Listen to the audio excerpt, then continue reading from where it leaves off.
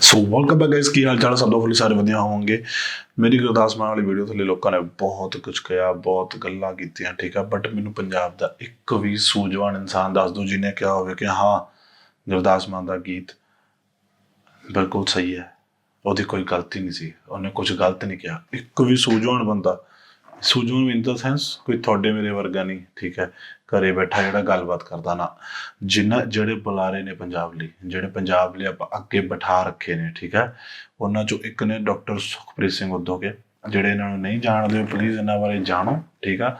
ਅਤੇ ਇਹ ਕੌਣ ਨੇ, ਕੀ ਨੇ, ਬਹੁਤ ਸਾਡੇ ਇਤਿਹਾਸਕਾਰ ਨੇ, ਬਹੁਤ ਵਧੀਆ ਤਰੀਕੇ ਨਾਲ ਹਿਸਟਰੀ ਦਾ ਸਾਰਾ ਕੁਛ ਕੱਢ ਕੇ ਲਿਆਉਂਦੇ। ਇਸ ਤੋਂ ਇਲਾਵਾ ਅਜਮੇਰ ਸਿੰਘ ਜੀ ਨੂੰ ਸੁਣ ਲਓ, ਠੀਕ ਆ। ਅਜਿੰਦਰਪਾਲ ਸਿੰਘ ਖਾਲਿਸਤਾਨੀ ਹੈਗੇ ਨੇ ਇੱਕ, ਉਹਨਾਂ ਦੀ ਉਹ ਵੀ ਗੱਲਬਾਤ ਵਧੀਆ ਕਰ ਲੈਂਦੇ ਨੇ, ਠੀਕ ਹੈ। ਮਤਲਬ ਮੈਂ ਨਹੀਂ ਸੁਣਿਆ ਸੌਰੀ ਕਿਸੇ ਨੂੰ ਵੀ ਮਤਲਬ ਇਹ ਤਾਰੀਫ ਕਰਦੇ ਹੋਏ ਕਿ ਹਾਂ ਯਾਰ ਗੁਰਦਾਸ ਮਾਨ ਨੇ ਸਹੀ ਗੱਲ ਕਹੀ, ਯਾਰ ਅਸੀਂ ਗਲਤ ਸੀਗੇ, ਠੀਕ ਹੈ, ਕਿਸੇ ਸੂਝਵਾਨ ਇਨਸਾਨ ਨੂੰ। ਆ ਜਾਓ। ਬਾਕੀ ਪੰਜਾਬੀ ਮਾਂ ਬੋਲੀ ਦੀ ਦੇਣ ਕਿਹਨੇ ਕਿੰਨੀ ਕੀਤੀ ਹੈ ਉਹਦਾ ਸਾਨੂੰ ਪਤਾ ਹੀ ਹੈ ਸਾਰਿਆਂ ਨੂੰ, ਠੀਕ ਹੈ। ਅਤੇ ਕੌਣ ਕਿਹਦਾ ਯਾਰ ਸੀ ਇਹ ਵੀ ਸਾਨੂੰ ਪਤਾ ਹੀ ਹੈ। ਜਾਂ ਜਿਹੜੀ ਤਰੀਕ ਦੇ ਉੱਪਰ ਬਹੁਤ ਹੀ ਸਤਿਕਾਰਯੋਗ ਗੁਰੂ ਰੂਪ ਗੁਰੂ ਸਾਰੇ ਖਾਲਸਾ ਜੀ। ਆਓ ਸਭ ਤੋਂ ਪਹਿਲਾਂ ਗੁਰਦੇਵ ਪਾਤਸ਼ਾਹ ਦੀ ਬਖਸ਼ਿਸ਼ ਪਵਿੱਤਰ ਫਤਿਹ ਬੁਲੰਦ ਕਰੀਏ। ਸਤਿਕਾਰ ਸਹਿਤਾ ਵਾਹਿਗੁਰੂ ਜੀ ਕਾ ਖਾਲਸਾ ਵਾਹਿਗੁਰੂ ਜੀ ਕੀ ਫਤਿਹ। ਜਿਸ ਤਰ੍ਹਾਂ ਕਿ ਤਕਰੀਬਨ ਅਸੀਂ ਸਾਰੇ ਜਾਣਦੇ ਹਾਂ ਕਿ ਪੰਜਾਬੀ ਲੋਕ ਗਾਇਕ ਗੁਰਦਾਸ ਮਾਨ ਦਾ ਇੱਕ ਨਵਾਂ ਗੀਤ ਆਇਆ। ਦਰਅਸਲ ਇੱਕ ਲੰਬੇ ਸਮੇਂ ਤੋਂ ਜਿਹੜੇ ਪੰਜਾਬ ਦੀ ਲੋਕ ਮਾਨਸਿਕਤਾ ਹੈ, ਕਹਿ ਸਕਦੇ ਹਾਂ ਕਿ ਉਹਦਾ ਗੁਰਦਾਸ ਮਾਨ ਦੇ ਨਾਲੋਂ ਵੱਡੇ ਪੱਧਰ ਦੇ ਉੱਪਰ ਮੋਹ ਭੰਗ ਹੋ ਚੁੱਕਾ ਸੀ।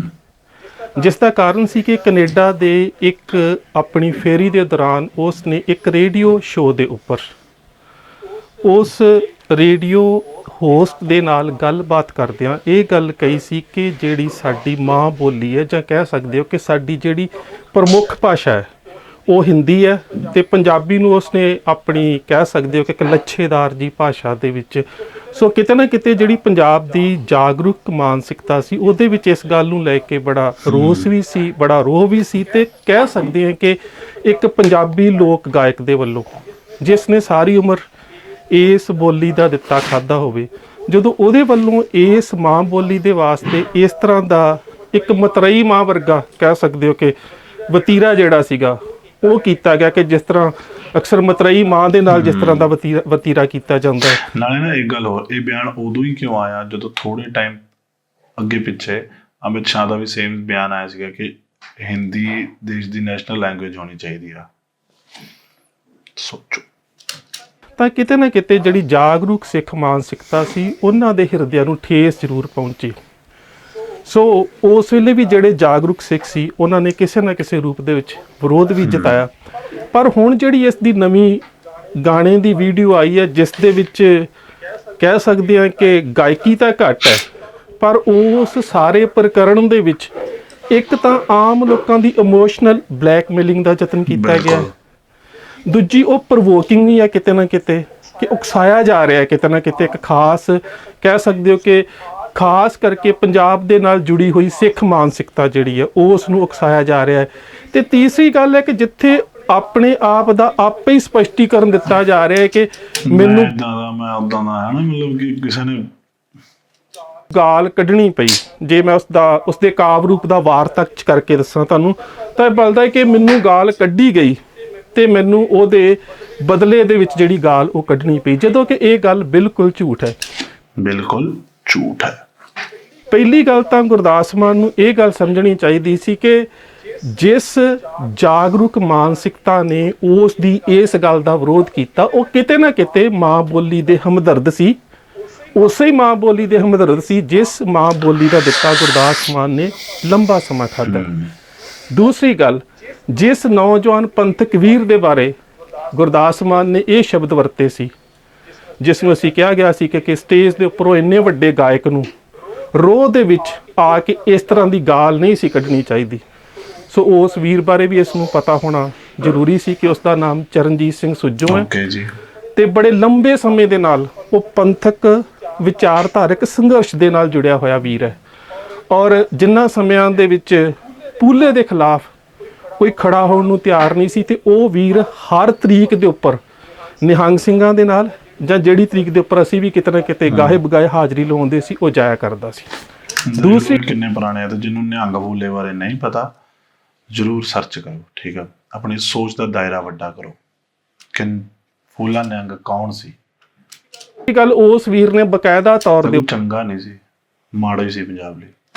ਉੱਪਰ ਜਿਸ ਵੇਲੇ ਪੰਥਕ ਜਥੇਬੰਦੀਆਂ ਦਾ ਇੱਕ ਸਾਂਝਾ ਪ੍ਰੋਗਰਾਮ ਬਣਿਆ ਸੀ ਕਿ ਸ਼੍ਰੋਮਣੀ ਗੁਰਦੁਆਰਾ ਪ੍ਰਬੰਧਕ ਕਮੇਟੀ ਨੂੰ ਬਾਦਲ ਦਲ ਦੇ ਕੋਲੋਂ ਮੁਕਤ ਕਰਾਇਆ ਜਾਵੇ, ਉਸ ਵੇਲੇ ਉਸ ਵੀਰ ਨੇ ਬਕਾਇਦਾ ਤੌਰ ਤੇ ਸ਼੍ਰੋਮਣੀ ਗੁਰਦੁਆਰਾ ਪ੍ਰਬੰਧਕ ਕਮੇਟੀ ਦੀ ਇਲੈਕਸ਼ਨ ਵੀ ਲੜੀ ਸੀ। ਤੀਸਰੀ ਗੱਲ, ਬਹੁਤ ਸਾਰੇ ਪੁਲਿਸ ਕੇਸ ਜਿਹੜੇ ਨੇ ਉਹ ਵੀ ਉਸ ਵੀਰ ਨੇ ਝੱਲੇ ਸੀ ਤੇ ਉਸ ਨੇ ਕੋਈ ਅਸ਼ਲੀਲ ਸ਼ਬਦਾਵਲੀ ਤਾਂ ਵਰਤੀ ਨਹੀਂ ਸੀ, ਆਪਣਾ ਇੱਕ ਵਿਰੋਧ ਪ੍ਰਗਟ ਕੀਤਾ ਸੀ ਕਿ ਇਹ ਮਾਂ ਬੋਲੀ ਦਾ ਗਦਾਰ ਹੈ।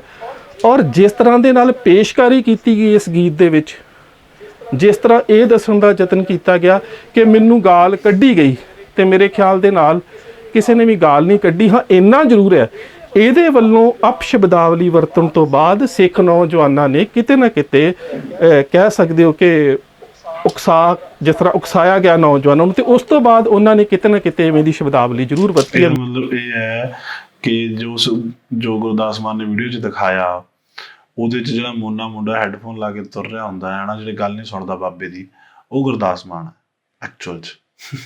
ਠੀਕ ਹੈ, ਤੇ ਜਿਹੜਾ ਸਰਦਾਰ ਆ ਉਹ ਤਾਂ ਫਿਰ ਉਹੀ ਨੇ, ਕਿਉਂਕਿ ਸਟਾਰਟ ਕਿਹਨੇ ਕੀਤਾ? ਗੁਰਦਾਸ ਮਾਨ ਨੇ। ਗਾਲ ਕਿਹਨੇ ਕੱਢੀ? ਗੁਰਦਾਸ ਮਾਨ ਨੇ। ਮੀਡੀਆ ਦੇ ਵਿੱਚ, ਪਰ ਮੀਡੀਆ ਦੇ ਵਿੱਚ ਕੋਈ ਕਿਸੇ ਦਾ ਮੂੰਹ ਨਹੀਂ ਫੜ ਸਕਦਾ, ਪਰ ਇਹ ਕਹਿਣਾ ਕਿ ਪਹਿਲਾਂ ਮੈਨੂੰ ਗਾਲ ਕੱਢੀ ਗਈ, ਮੈਂ ਬਾਅਦ ਦੇ ਵਿੱਚ ਗਾਲ ਕੱਢੀ ਗਈ, ਇਹ ਗੱਲ ਤਾਂ ਬਿਲਕੁਲ ਗਲਤ ਹੈ।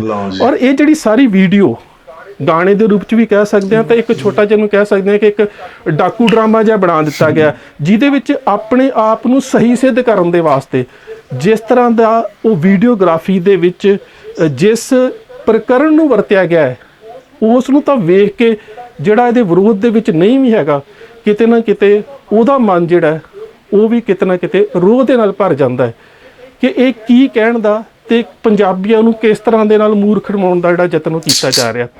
ਦੂਸਰੀ ਗੱਲ ਕਿ ਜਾਗਰੂਕ ਵਰਗ, ਨਾਲੇ ਇੱਕ ਗੱਲ ਹੋਰ ਕਿ ਜਿਵੇਂ ਵਿੱਚ ਜਵਾਕ ਦਿਖਾਇਆ ਗਿਆ, ਮੈਂ ਕਹਿੰਦਾ ਅੱਜ ਕੱਲ੍ਹ ਦੇ ਜਵਾਕਾਂ ਨੂੰ ਸ਼ਾਇਦ ਪਤਾ ਵੀ ਨਹੀਂ ਹੋਣਾ ਗੁਰਦਾਸ ਮਾਨ ਕੌਣ ਹੈ।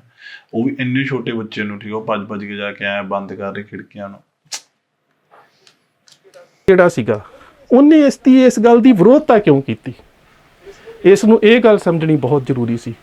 ਵਿਰੋਧਤਾ ਇਸ ਕਰਕੇ ਕੀਤੀ ਕਿ ਜਿਹੜਾ ਜਾਗਰੂਕ ਵਰਗ ਇਹ ਸਮਝ ਚੁੱਕਾ ਹੈ ਕਿ ਨੇਸ਼ਨ ਸਟੇਟ ਦੀਆਂ ਨੀਤੀਆਂ ਦੇ ਅਧੀਨ, ਜਾਂ ਤੁਸੀਂ ਕਹਿ ਸਕਦੇ ਹੋ ਕਿ ਖਾਸ ਜਾਤੀਵਾਦ ਦੇ ਜਾਂ ਸਵਰਨ ਜਾਤੀਵਾਦ ਦੇ ਰਾਸ਼ਟਰਵਾਦ ਦੇ ਸਦਕਾ ਜਿਹੜੀਆਂ ਸਥਾਨਕ ਸੱਭਿਆਚਾਰ ਤੇ ਉਹਨਾਂ ਦੀਆਂ ਭਾਸ਼ਾਵਾਂ ਤੇ ਉਸ ਸੱਭਿਆਚਾਰ ਦੇ ਜਿਹੜੇ ਅੰਸ਼ ਨੇ ਉਹ ਖਤਮ ਕੀਤੇ ਜਾ ਰਹੇ ਨੇ, ਉੱਥੇ ਜਿਹੜਾ ਜਾਗਰੂਕ ਵਰਗ ਹੈ ਉਹ ਚਾਹੁੰਦਾ ਹੈ ਕਿ ਜੇਕਰ ਇਸ ਖਿੱਤੇ ਦੇ ਵਿੱਚ ਵੱਖ-ਵੱਖ ਸੱਭਿਆਚਾਰਾਂ ਨੂੰ ਜਿਉਂਦੇ ਰੱਖਣਾ ਹੈ ਤੇ ਉਹਨਾਂ ਸੱਭਿਆਚਾਰਾਂ ਦੀ ਬੋਲੀ ਦਾ ਜਿਉਂਦੇ ਰਹਿਣਾ ਬਹੁਤ ਜ਼ਰੂਰੀ ਹੈ। ਸੋ ਇਹ ਗੱਲ ਬਿਲਕੁਲ ਸਹੀ ਹੈ। ਵਰਲਡ ਦੇ ਵਿੱਚ ਵੀ ਅਮਰੀਕਾ ਦੀ ਜਿਹੜੀ ਮੇਨ ਲੈਂਗੁਏਜ ਉਹ ਇੰਗਲਿਸ਼ ਐਕਚੁਅਲ 'ਚ ਨਹੀਂ ਹੈ, ਉਹਨਾਂ ਦੀ ਜੋ ਅਸਲੀ ਪੁਰਾਤਨ ਭਾਸ਼ਾਵਾਂ ਨੇ, ਠੀਕ ਹੈ, ਉਹ ਤਾਂ ਵਿਚਾਰੀਆਂ ਖਤਮ ਹੋ ਗਈਆਂ। ਉੱਥੇ ਇੰਗਲਿਸ਼ ਹਾਵੀ ਹੋ ਗਈ, ਕੈਨੇਡਾ 'ਚ ਹਾਵੀ ਹੋ ਗਈ, ਆਸਟ੍ਰੇਲੀਆ ਦੀ ਭਾਸ਼ਾ ਅਲੱਗ ਸੀਗੀਆਂ, ਠੀਕ ਹੈ, ਹਰ ਜਗ੍ਹਾ 'ਤੇ ਇੰਗਲਿਸ਼ ਭਾਰੀ ਹੋ ਗਈ ਨਾ। ਮਤਲਬ ਅਸੀਂ ਵਨ ਨੇਸ਼ਨ ਵਨ ਲੈਂਗੁਏਜ ਦੇ ਚੱਕਰਾਂ 'ਚ ਅਸੀਂ ਜੋ ਐਕਚੁਅਲ ਲੈਂਗੁਏਜਿਸ ਸੀਗੀਆਂ ਉਹ ਤਾਂ ਅਸੀਂ ਖਰਾਬ ਕਰ ਲਈਆਂ ਨਾ ਆਪਣੀਆਂ, ਠੀਕ ਆ। ਮਤਲਬ ਕਿਉਂ ਅਸੀਂ ਆਪਣੀ ਮਾਂ ਬੋਲੀਆਂ ਨੂੰ ਖਤਮ ਕਰ ਰਹੇ ਹਾਂ? ਜੇ ਅਸੀਂ ਪੰਜਾਬੀ ਬੋਲਣੀ ਜਾਂ ਲਿਖਣੀ ਜਾਂ ਪੜ੍ਹਨੀ ਭੁੱਲ ਗਏ ਤਾਂ ਅਸੀਂ ਕਦੇ ਗੁਰੂ ਗ੍ਰੰਥ ਸਾਹਿਬ ਜੀ ਨਹੀਂ ਪੜ੍ਹ ਸਕਦੇ, ਅਸੀਂ ਕਦੇ ਪਾਠ ਹੀ ਨਹੀਂ ਕਰ ਸਕਦੇ। ਸਿੱਖ ਕੌਮ ਖਤਮ ਹੋ ਜਾਊਗੀ। ਜਿਸ ਕੌਮ ਦੀ ਬੋਲੀ ਖਤਮ ਹੋ ਗਈ ਉਹ ਕੌਮ ਖਤਮ ਹੋ ਜਾਂਦੀ ਹੈ। ਇਹਦੀ ਬਹੁਤ ਐਗਜ਼ਾਮਪਲਸ ਨੇ ਵਰਲਡ ਦੇ ਵਿੱਚ, ਦੇਖੋ ਜਾ ਕੇ, ਪੜ੍ਹੋ ਜਾ ਕੇ, ਗੂਗਲ ਤੇ ਸਭ ਕੁਝ ਪਿਆ। ਮੂਲ ਕਾਰਨ ਤਾਂ ਇਹ ਸੀ ਕਿ ਜਿਹੜੇ ਲੋਕ ਆਪਣੀ ਮਾਂ ਬੋਲੀ ਦੇ ਨਾਲ ਪਿਆਰ ਕਰਦੇ ਸੀ, ਬੇਸ਼ੱਕ ਕਿ ਮਾਂ ਬੋਲੀ ਨਾਲ ਪਿਆਰ ਕਰਨ ਦਾ ਮਤਲਬ ਇਹ ਨਹੀਂ ਆ ਕਿ ਅਸੀਂ ਕਿਸੇ ਹੋਰ ਬੋਲੀ ਨੂੰ ਨਫ਼ਰਤ ਕਰਦੇ ਹਾਂ। ਸਾਹਿਬ ਸ੍ਰੀ ਗੁਰੂ ਗ੍ਰੰਥ ਸਾਹਿਬ ਮਹਾਰਾਜ ਦੇ ਵਿੱਚ ਅਨੇਕਾਂ ਬੋਲੀਆਂ ਦੀ, ਸਥਾਨਕ ਤੋਂ ਲੈ ਕੇ ਰਾਸ਼ਟਰੀ ਅੰਤਰਰਾਸ਼ਟਰੀ ਪੱਧਰ ਦੀਆਂ ਜਿਹੜੀਆਂ ਬੋਲੀਆਂ ਨੇ ਉਹਨਾਂ ਦੀ ਵਰਤੋਂ ਕੀਤੀ ਗਈ। ਪਰ ਮੈਂ ਕਹਿੰਦਾ ਕਿ ਕੋਈ ਵੀ ਅੰਗਰੇਜ਼ੀ ਹੋਵੇ, ਹਿੰਦੀ ਹੋਵੇ, ਫਾਰਸੀ ਹੋਵੇ, ਸਾਡਾ ਕਿਸੇ ਭਾਸ਼ਾ ਦੇ ਨਾਲ ਕੋਈ ਵਿਰੋਧ ਨਹੀਂ ਹੈ, ਕਿਉਂਕਿ ਸਾਨੂੰ ਤਾਂ ਗੁਰੂ ਨਾਨਕ ਸਾਹਿਬ ਨੇ ਇੱਕ ਗੱਲ ਹੋਰ ਵੀ ਦੱਸਾਂ ਕਿ ਬੇਸ਼ੱਕ ਇਹ ਡੇਰਿਆਂ ਤੇ ਜਾਣ ਵਾਲੇ ਲੋਕ ਜਿਹੜੇ ਨੇ ਇਹ ਕਿਤੇ ਨਾ ਕਿਤੇ ਗੁਰਮਤਿ ਵਿਚਾਰਧਾਰਾ ਦਾ ਜਿਹੜਾ ਮੂਲ ਅੰਸ਼ ਹੈ ਉਹਦੇ ਤੋਂ ਬਹੁਤ ਦੂਰ ਨੇ। ਗੁਰੂ ਨਾਨਕ ਸੱਚੇ ਪਾਤਸ਼ਾਹ ਨੇ ਆਪਣੀ ਬਾਣੀ ਦੇ ਵਿੱਚ ਸਾਰੀਆਂ ਹੀ ਉਸ ਵੇਲੇ ਦੀਆਂ ਪ੍ਰਚਲਿਤ ਬੋਲੀਆਂ ਦੀ ਵਰਤੋਂ ਕੀਤੀ ਹੈ, ਪਰ ਇੱਕ ਗੱਲ ਦੀ ਖਾਸ ਤਾਕੀਦ ਕੀਤੀ ਹੈ ਕਿ ਘਰ ਘਰ ਮੀਆਂ ਸਭਨਾ ਜੀਆਂ ਬੋਲੀ ਅਵਰ ਤੁਮਾਰੀ। ਦੂਸਰੀ ਗੱਲ, ਖੱਤਰੀਆਂ ਤਾਂ ਧਰਮ ਛੋੜਿਆ, ਮਲੇਸ਼ ਭਾਖਿਆ ਗਹੀ। ਸੋ ਇਹਨਾਂ ਸਾਰੀਆਂ ਗੱਲਾਂ ਨੂੰ ਸਮਝਣਾ ਬਹੁਤ ਜ਼ਰੂਰੀ ਹੈ ਕਿ ਬੇਸ਼ੱਕ ਅਸੀਂ ਕਿਸੇ ਵੀ ਭਾਸ਼ਾ ਦਾ ਕਿਸੇ ਧਰਮ ਦੇ ਨਾਲ ਜੋੜ ਕੇ ਵਿਰੋਧ ਨਹੀਂ ਕਰਦੇ, ਪਰ ਜਿਹੜੀ ਸਾਡੀ ਮਾਂ ਬੋਲੀ ਹੈ ਉਹ ਗੁਰਦੇਵ ਪਾਤਸ਼ਾਹ ਦੀ ਬਖਸ਼ਿਸ਼ ਕੀਤੀ ਗੁਰਮੁਖੀ ਲਿਪੀ ਤੇ ਸਾਡੀ ਮਾਂ ਬੋਲੀ ਪੰਜਾਬੀ ਹੈ। ਤੇ ਉਹਦੇ ਤੋਂ ਬਾਅਦ ਚ ਸਾਨੂੰ ਦੁਨੀਆ ਦੀਆਂ ਬਾਕੀ ਭਾਸ਼ਾਵਾਂ ਨੇ, ਉਹ ਚਾਹੇ ਅੰਗਰੇਜ਼ੀ ਹੋਵੇ, ਚਾਹੇ ਹਿੰਦੀ ਹੋਵੇ ਤੇ ਚਾਹੇ ਫਾਰਸੀ ਹੋਵੇ। ਤੇ ਇਸੇ ਵਰਤਾਰੇ ਦੇ ਨਾਲ ਸਾਂਝੀ ਮੈਂ ਤੁਹਾਡੇ ਨਾਲ ਇੱਕ ਹੋਰ ਗੱਲ ਵੀ ਕਰਦਾ। ਜਿਸ ਵੇਲੇ ਕਿਸਾਨ ਸੰਘਰਸ਼ ਚੱਲ ਰਿਹਾ ਸੀ, ਉਸ ਵੇਲੇ ਗੁਰਦਾਸ ਮਾਨ ਨੇ ਉੱਥੇ ਹਾਜ਼ਰੀ ਲਵਾਉਣ ਦਾ ਪ੍ਰੋਗਰਾਮ ਬਣਾਇਆ। ਬੇਸ਼ੱਕ ਤੁਸੀਂ ਸਾਰੇ ਜਾਣਦੇ ਹੋ, ਬਹੁਤ ਧਿਆਨ ਨਾਲ ਸੁਣਿਆ, ਵੀਡੀਓ ਮੀਡੀਆ ਦੇ ਵਿੱਚ ਆਈਆਂ ਕਿਸ ਦਾ ਵਿਰੋਧ ਹੋਇਆ ਉਸ ਵੇਲੇ। ਵੀਰ ਸਿੰਘ ਸਾਡਾ ਛੋਟਾ ਵੀਰ ਪੰਜਾਬੀ ਗਾਇਕ ਉਸ ਵੇਲੇ ਮੇਰੇ ਨਾਲ ਸੀ ਤੇ ਤਕਰੀਬਨ ਅਸੀਂ ਇਕੱਠੇ ਵਿੱਚ ਰਹੇ ਸੀ। ਤੇ ਗੁਰਦਾਸ ਮਾਨ ਦੇ ਬੇਟੇ ਦੇ ਬਹੁਤ ਸਾਰੇ ਫੋਨ, ਮੈਂ ਕਹਿ ਸਕਦੇ ਹਾਂ ਕਿ ਗਿਣਤੀ ਦੇ ਵਿੱਚ ਨਹੀਂ ਗਿਣੇ ਜਾ ਸਕਦੇ, ਫੋਨ ਆ ਰਹੇ ਸੀ ਕਿ ਮੇਰੇ ਪਿਤਾ ਜੀ ਉੱਥੇ ਹਾਜ਼ਰੀ ਲਵਾਉਣ ਆਉਣਾ ਚਾਹੁੰਦੇ ਨੇ।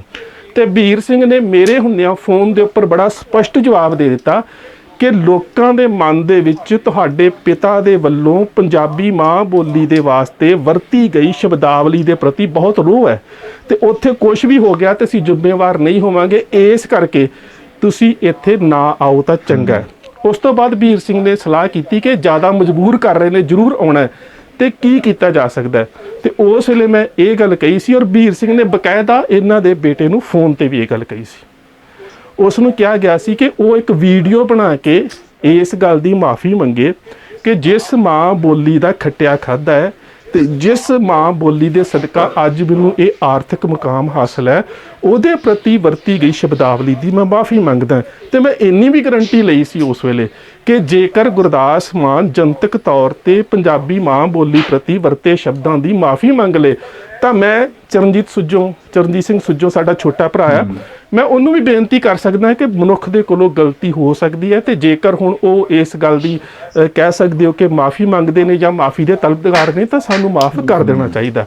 ਪਰ ਇਹਨਾਂ ਦੇ ਵੱਲੋਂ ਇਸ ਪਾਸੇ ਕੋਈ ਵੀ ਕਦਮ ਨਹੀਂ ਹਟਾਇਆ ਗਿਆ। ਹਾਰ ਕੇ ਵੀਰ ਸਿੰਘ ਨੇ ਜਵਾਬ ਦੇ ਦਿੱਤਾ ਕਿ ਅਸੀਂ ਕੋਈ ਮਦਦ ਨਹੀਂ ਕਰ ਸਕਦੇ, ਤੁਸੀਂ ਆਪਣੀ ਮਰਜ਼ੀ ਦੇ ਅਨੁਸਾਰ ਜੋ ਕਰਨਾ ਹੈ ਕਰੋ।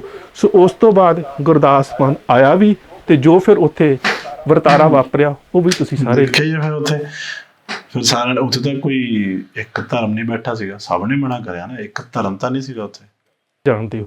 ਸੋ ਹੁਣ ਵੀ ਜਿਸ ਤਰ੍ਹਾਂ ਦੀ ਵੀਡੀਓ ਬਣਾਈ ਗਈ ਹੈ ਉਸ ਗੀਤ ਨੂੰ ਲੈ ਕੇ, ਉਹਦੇ ਵਿੱਚ ਇਹ ਕੋਸ਼ਿਸ਼ ਨਹੀਂ ਕੀਤੀ ਗਈ ਕਿ ਜਿਹੜਾ ਲੋਕਾਂ ਦਾ ਮੇਰੇ ਪ੍ਰਤੀ ਰੋਹ ਹੈ ਉਹਨੂੰ ਸ਼ਾਂਤ ਕੀਤਾ ਜਾਵੇ, ਸਗੋਂ ਕੋਸ਼ਿਸ਼ ਕੀਤੀ ਗਈ ਹੈ ਕਿ ਲੋਕਾਂ ਦੀਆਂ ਮਾਨਸਿਕਤਾ ਨੂੰ ਭੜਕਾਇਆ ਜਾਵੇ। ਜਿਹੜੀ ਮੈਂ ਆਰੰਭ ਦੇ ਵਿੱਚ ਗੱਲ ਕਹੀ ਸੀ ਕਿ ਉਸ ਸਾਰੇ ਪ੍ਰਕਰਨ ਨੂੰ ਜੇਕਰ ਤੁਸੀਂ ਚੰਗੀ ਤਰ੍ਹਾਂ ਘੋਖਦੇ ਹੋ ਤਾਂ ਉਹਦੇ ਵਿੱਚ ਕਿਤੇ ਨਾ ਕਿਤੇ ਪ੍ਰਵੋਕ ਵੀ ਕੀਤਾ ਜਾ ਰਿਹਾ ਹੈ, ਉਹਦੇ ਵਿੱਚ ਕਿਤੇ ਨਾ ਕਿਤੇ ਸੈਲਫ ਜਸਟੀਫਾਈਂਗ ਦੀ ਗੱਲ ਵੀ ਕੀਤੀ ਜਾ ਰਹੀ ਹੈ ਤੇ ਕਿਤੇ ਨਾ ਕਿਤੇ ਇਮੋਸ਼ਨਲ ਬਲੈਕਮੇਲ ਕਰਨ ਦੀ ਵੀ ਕੋਸ਼ਿਸ਼ ਕੀਤੀ ਗਈ ਹੈ। ਤੇ ਖਾਸ ਕਰਕੇ ਮੈਂ ਤਾਂ ਉਹਨਾਂ ਸਿੱਖ ਅਦਾਕਾਰਾਂ ਤੇ ਹੈਰਾਨ ਹੈ ਕਿ ਜਿਹੜੇ ਉਸ ਵੀਡੀਓ ਦਾ ਹਿੱਸਾ ਬਣੇ, ਜਿਹੜੇ ਬਾਅਦ ਦੇ ਵਿੱਚ ਸ਼ਰਮ ਦੇ ਨਾਲ ਅੱਖਾਂ ਝੁਕਾ ਕੇ ਜਿਹੜੀਆਂ ਨੇ ਉਹਨਾਂ ਝੰਡਿਆਂ ਨੂੰ ਸੁੱਟਦੇ ਨੇ ਜਿਹੜੇ ਵਿਰੋਧ ਦੇ ਵਿੱਚ ਨੇ। ਤੇ ਮੈਂ ਸੋਚਦਾ ਕਿ ਉਹਨਾਂ ਵੀਰਾਂ ਨੇ ਵੀ ਕੋਈ ਚੰਗਾ ਇੱਥੇ ਰੋਲ ਨਹੀਂ ਨਿਭਾਇਆ। ਸੋ ਕੋਸ਼ਿਸ਼ ਤਾਂ ਅਜੇ ਵੀ ਗੁਰਦਾਸ ਮਾਨ ਨੂੰ ਇਹ ਕਰਨੀ ਚਾਹੀਦੀ ਹੈ ਕਿ ਜਿਹੜਾ ਪੰਜਾਬ ਦੀ ਪੰਥਕ ਵਿਚਾਰਧਾਰਾ ਪੰਥਕ ਤੌਰ ਤੇ ਜਿਉਂਦੇ ਜਜ਼ਬਾਤਾਂ ਦੀ ਮਾਲਕ ਹੈ, ਉਹ ਗੁਰਦੇਵ ਪਾਤਸ਼ਾਹ ਦੇ ਉਪਦੇਸ਼ ਨੂੰ ਵੀ ਆਪਣੇ ਮਨ 'ਚ ਵਸਾ ਕੇ ਰੱਖਦੀ ਹੈ ਕਿ ਜੋ ਸ਼ਰਨ ਆਏ ਤਿਸ ਕੰਠ ਲਾਏ। ਪਰ ਉਸ ਅਵਸਥਾ ਦੇ ਵਿੱਚ ਜਾਂ ਫਿਰ ਦੁਬਾਰਾ ਇਸ ਪੰਥਕ ਪਿੜ ਦੇ ਵਿੱਚ ਜਾਂ ਪੰਜਾਬੀਅਤ ਦੀ ਜਿਹੜੀ ਸੱਚੀ ਸੁੱਚੀ ਵਿਚਾਰਧਾਰਾ ਹੈ, ਜੇਕਰ ਉਹਦੇ ਕੰਠ ਲਾਉਣ ਦੇ ਵਾਲੇ ਪਾਸੇ ਤੁਰਨਾ ਹੈ ਤਾਂ ਫਿਰ ਤੁਹਾਨੂੰ ਖੁੱਲੇ ਦਿਲ ਦੇ ਨਾਲ ਮਾਫੀ ਮੰਗਣੀ ਚਾਹੀਦੀ ਹੈ ਔਰ ਇਹ ਗੱਲ ਸਵੀਕਾਰਨੀ ਚਾਹੀਦੀ ਹੈ ਕਿ ਤੁਹਾਡੇ ਕੋਲੋਂ ਮਾਂ ਬੋਲੀ ਦੇ ਪ੍ਰਤੀ ਅਪਰਾਧ ਹੋਇਆ। ਸੋ ਬੋਲੀ ਦੇ ਉੱਪਰ ਬਹੁਤ ਕੁਝ ਬੋਲਿਆ ਜਾ ਸਕਦਾ, ਪਰ ਫਿਲਹਾਲ ਇਹ ਕੁਛ ਇੱਕ ਹੱਡ ਬੀਤੀਆਂ ਤੇ ਕੁਛ ਆ ਜਿਹੜੀਆਂ ਵੀਡੀਓ ਦੇ ਬਾਰੇ ਗੱਲਾਂ ਹੈ, ਇਹ ਮੈਂ ਤੁਹਾਡੇ ਨਾਲ ਸਾਂਝੀਆਂ ਕਰਨਾ ਚਾਹੁੰਦਾ ਸੀ। ਸੋ ਇੰਨੀਆਂ ਬੇਨਤੀਆਂ ਪ੍ਰਵਾਨ, ਫਤਿਹ ਦੀ ਸਾਂਝ ਤੇ ਕਾਰ ਸਹਿਤ ਆਖਣਾ ਜੀ। ਵਾਹਿਗੁਰੂ ਜੀ ਕਾ ਖਾਲਸਾ, ਵਾਹਿਗੁਰੂ ਜੀ ਕੀ ਫਤਿਹ। ਸੋ ਇਹ ਸੀ ਵੀਡੀਓ ਤੇ ਇਸ ਤੋਂ ਬਾਅਦ ਮੈਂ ਕੁਝ ਜ਼ਿਆਦਾ ਕਹਿਣਾ ਨਹੀਂ ਹੈਗਾ, ਠੀਕ ਹੈ ਜੀ। ਤੇ ਬਾਕੀ ਜੀ ਨੇ ਜੋ ਕਹਿਣਾ ਆਪਾਂ ਨੂੰ ਕਹੀ ਚੱਲੋ, ਠੀਕ ਹੈ। ਸਾਨੂੰ ਪਤਾ ਅਸੀਂ ਸੱਚ ਨਾਲ ਖੜੇ ਹਾਂ, ਖੜੇ ਰਹਾਂਗੇ ਤੇ ਆਪਾਂ ਨੂੰ, ਮੈਨੂੰ ਕਿ ਆਪਣੀ ਕੋਈ ਬੋਲੀ ਗੱਲ ਤੇ ਕੋਈ ਸ਼ਰਮਿੰਦਾ ਨਹੀਂ ਆ, ਮੈਂ ਕੁਛ ਨਹੀਂ ਆ, ਆਪਾਂ ਉੱਥੇ ਹੀ ਖੜੇ ਆ, ਠੀਕ ਹੈ ਜੀ। ਤੇ ਬਾਕੀ ਜਿਹਨੇ ਜੋ ਵੀ ਕਹਿਣਾ ਉਹ ਕਹਿ ਸਕਦਾ, ਠੀਕ ਆ। ਆਪਣੇ ਵੀਰ ਭਰਾ ਨੇ ਸਾਰੇ, ਕੋਈ ਚੱਕਰ ਨਹੀਂ। ਸਤਿ ਸ਼੍ਰੀ ਅਕਾਲ।